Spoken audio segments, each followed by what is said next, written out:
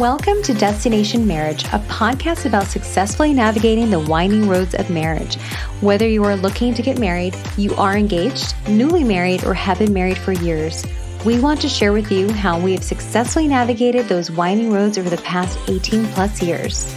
Join us on this journey as we discuss real life experiences, both highs and lows, and what we have learned along the way.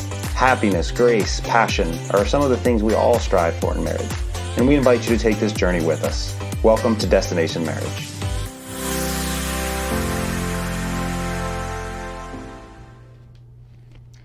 Welcome to episode 11 of Destination Marriage. I'm Jackie. And I'm Tommy. We're thrilled to have you join us on this journey today.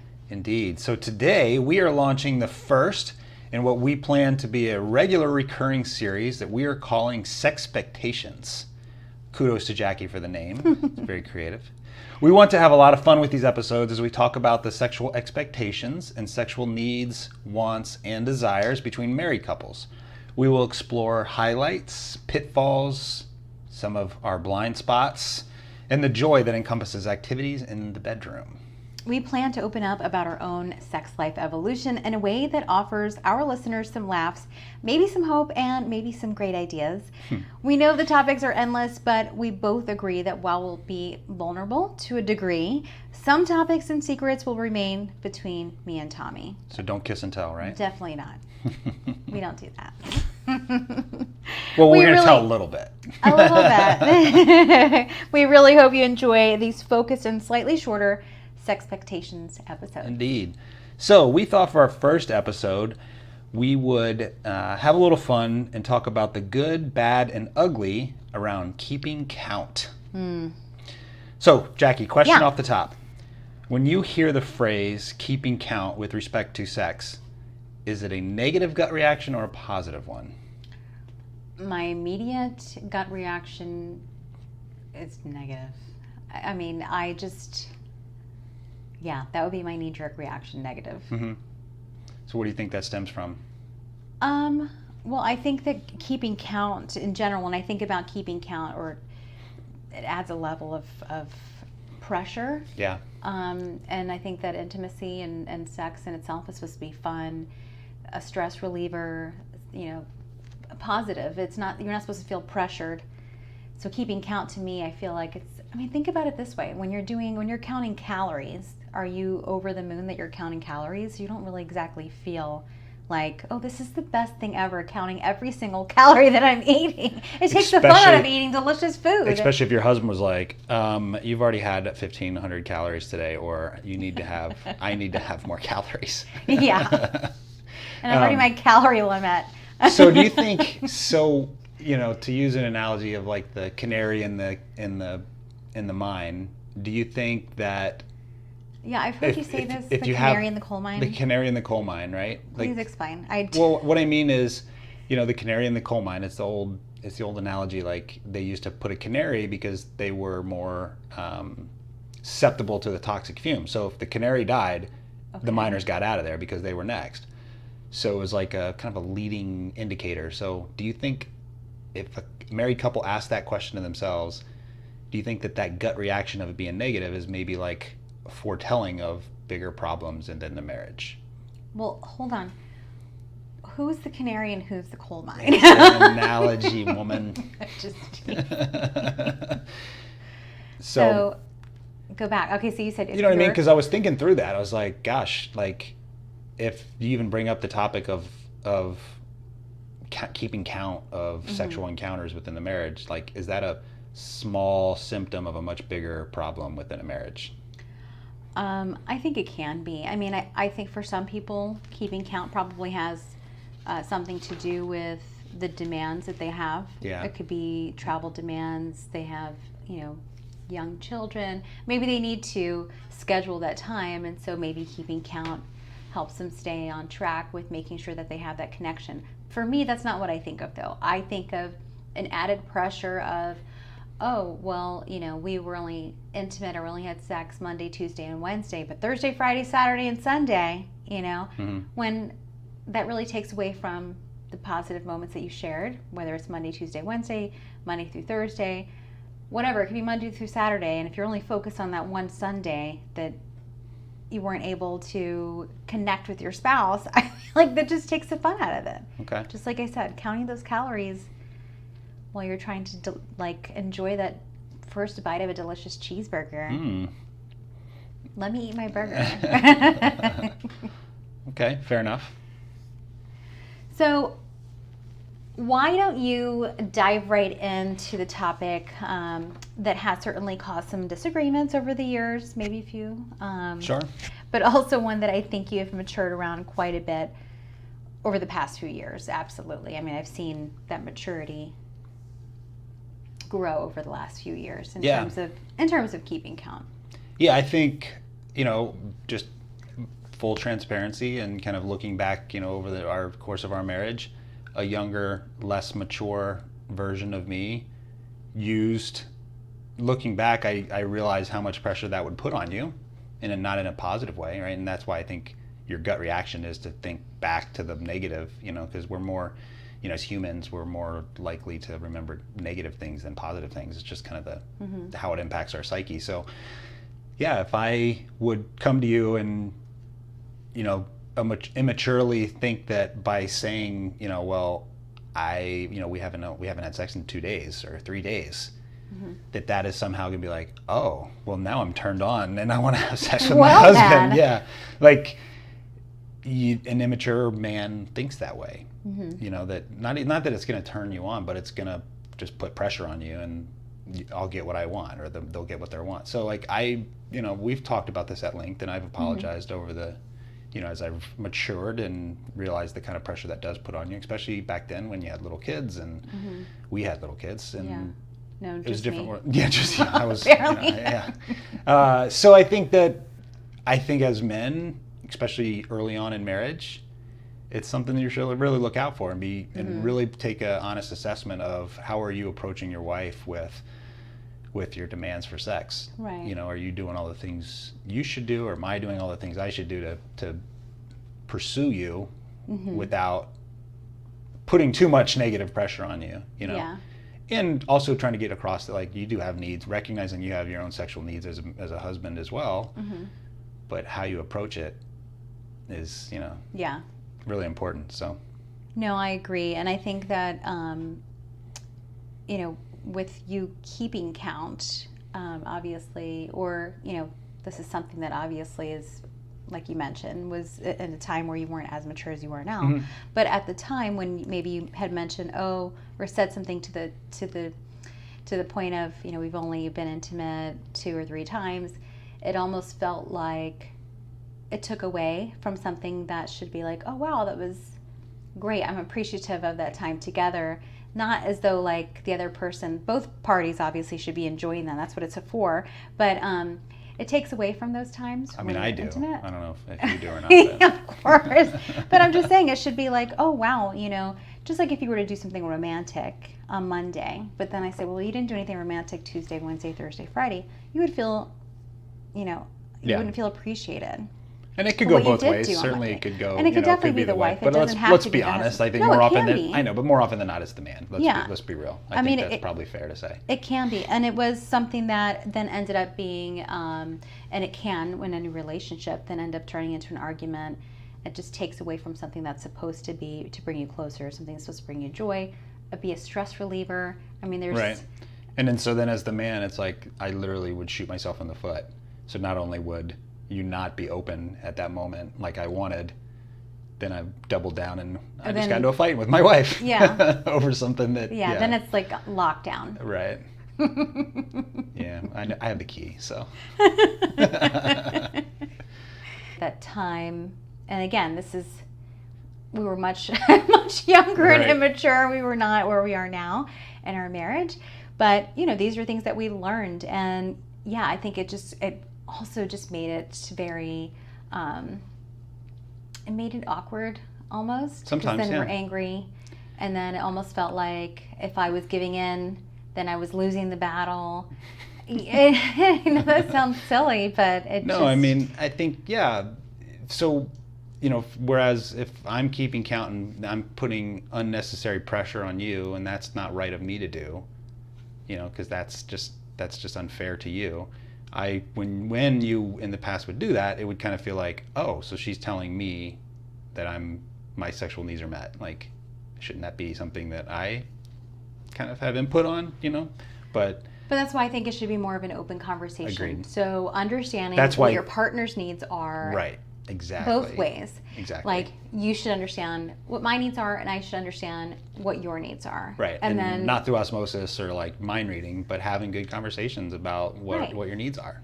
Right. Absolutely. And that obviously takes time, it takes good communication, it takes selflessness. Agreed. And immaturity as well. It definitely takes maturity. Yeah, maturity. Did I say immaturity? No, maturity. It takes a lot of immaturity to improve your... But active, mature, and selfish. Right. There you go. I mean, as life changes and you get older, like, it's just you have to have, if you don't have a good foundation and have good communication around what your needs are, and think through what your partner's needs are, right, and try to meet those needs. That counting then becomes like this thing that both parties fight over and use it to what they think is to their advantage in this battle, and that's ultimately all it's doing is hurting yourself. Yeah, I think the counting I think it can unfortunately be very unhealthy for a relationship. It should be more along the lines of the husband and the wife both thinking about the other person, right? Not really my needs, me, versus am I meeting my spouse's needs? Yeah, and that's not easy to do. Let's be honest. Like, we're all kind of built to be selfish. Like, when we're little kids, it's like, no, my toy. Right, that's true. You kind of come out. I mean, we're just built that way, right? So you have to, like. It takes effort. It takes work. It takes specific effort and like intentional thinking about what my partner's needs are. Right. Because especially with sexual needs, I think it because it's a just a core part of every human being. Right. It's easy to think selfishly around that.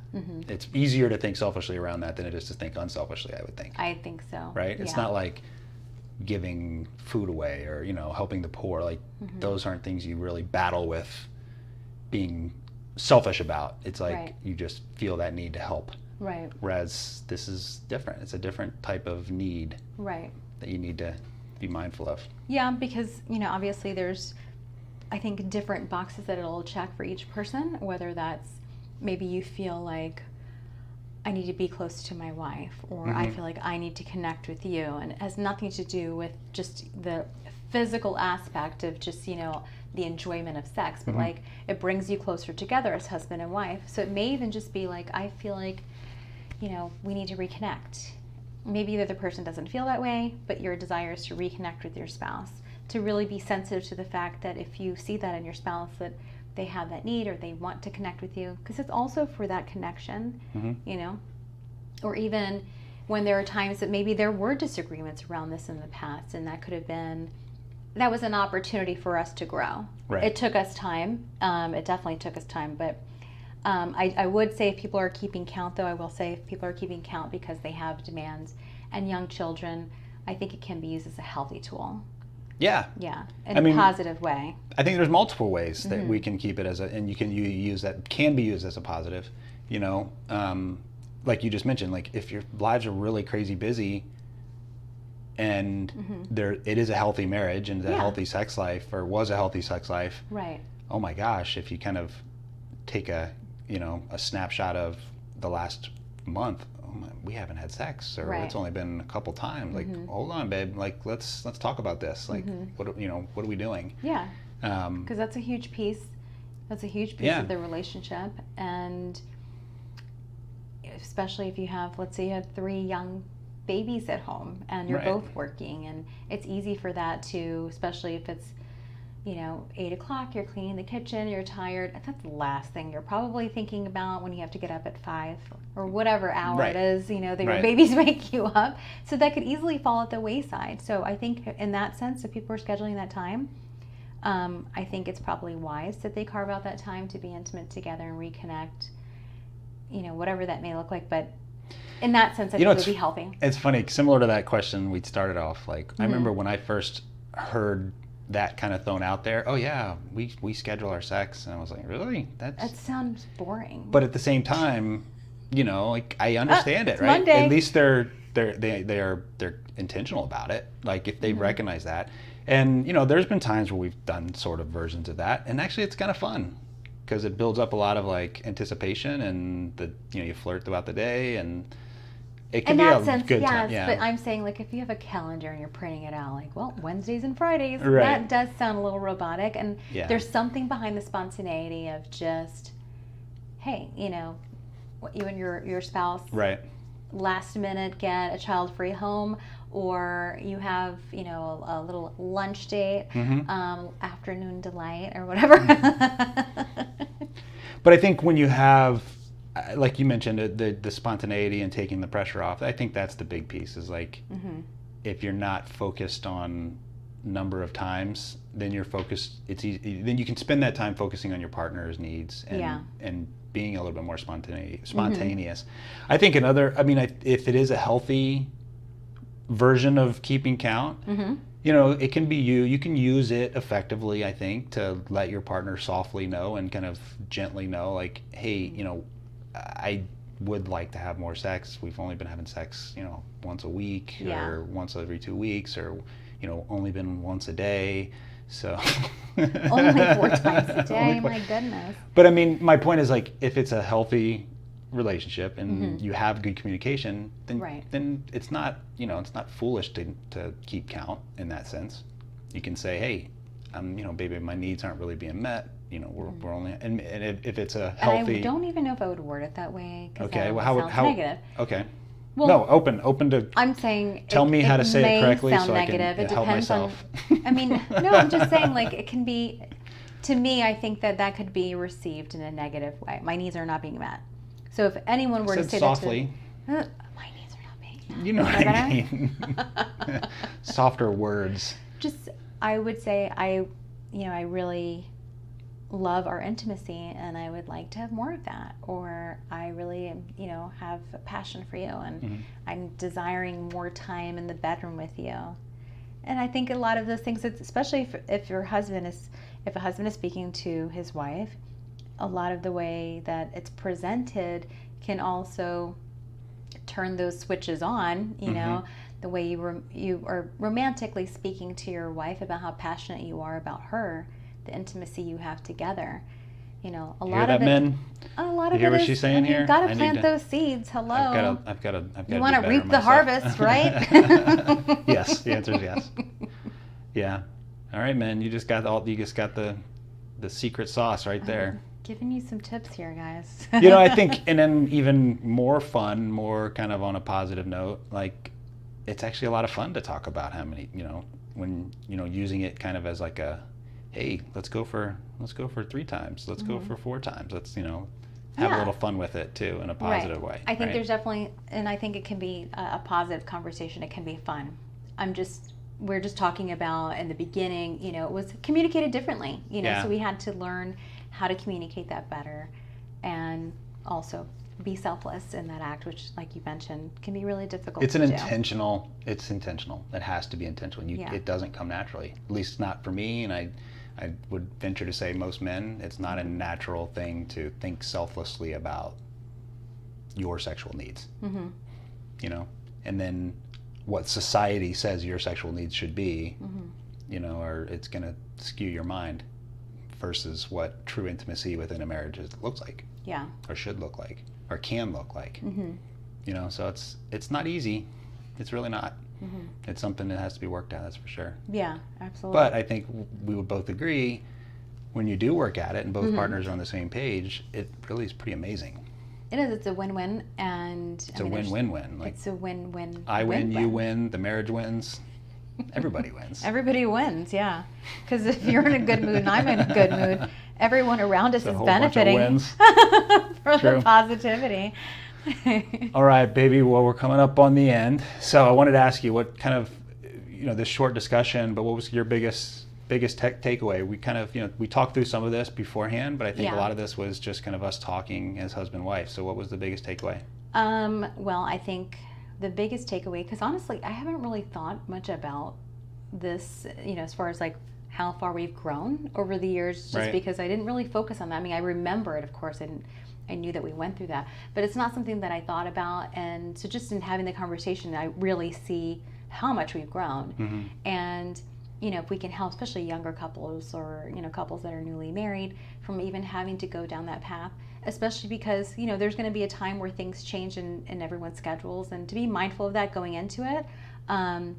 It's a huge takeaway for me is just recognizing and appreciating how much we both have grown together, and we're really reaping the benefits from it as well.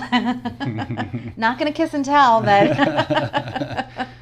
Yeah, I think for me, honestly, big takeaway is that I still have I've got some significant room to grow and mature, because there's still times where, maybe that's part of a maturity is like when you recognize that you're acting a certain way, but you don't express it, like maybe I would have in the past, versus just not even thinking about it in a negative sense. So I've got some room to grow, continue to grow, and make sure that I'm, if I'm feeling a certain way, that I don't project that on you. Whereas in the past I would just be like, well, we've only had sex, X number of times, and put that pressure on you. Maybe now I